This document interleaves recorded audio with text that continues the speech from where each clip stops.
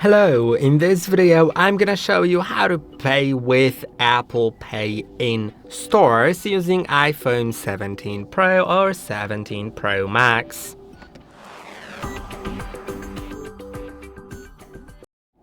To do it, you will need to actually make sure that you have a card in your Apple Wallet. You can see I have it.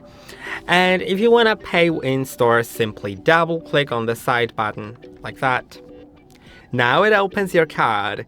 If you have multiple cards, you can switch to a different card to pay with by clicking on the bottom here and selecting a card.